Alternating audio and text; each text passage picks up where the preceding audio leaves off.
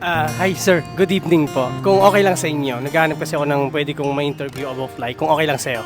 Okay lang naman po. Pwede kong matanong, anong pangalan mo sir? Marwin Marasigan.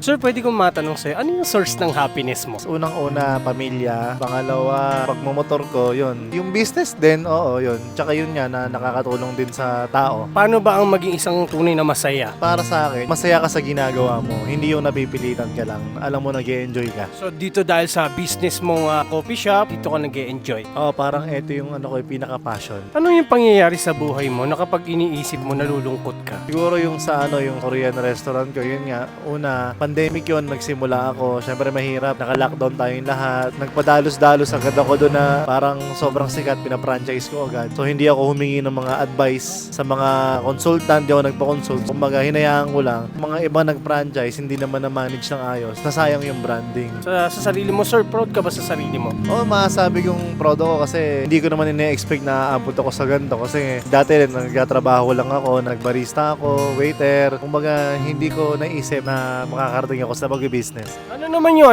sir, masasabi mo sa, syempre, sa naging experience sa buhay mo para kapulutan ng aral, yung naging experience ng buhay mo? Maging lang, kumbaga, mas maging matatag ka, hands-on, tsaka mas maging matalino ka. Huwag masyadong mabait at wag rin masyadong mahigpit. Dapat lahat sakto lang. Hindi pwedeng sobra kasi talagang masama ang sobra.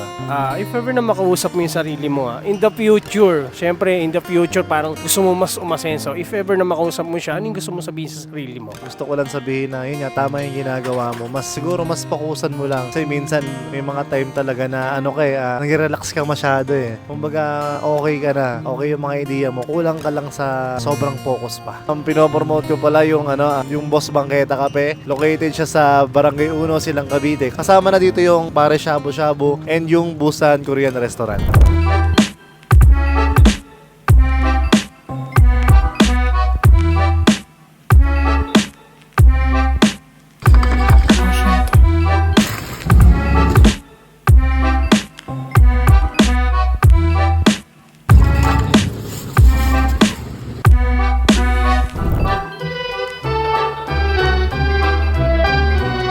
Tara mga idol, sa Boss Bangketa Cafe.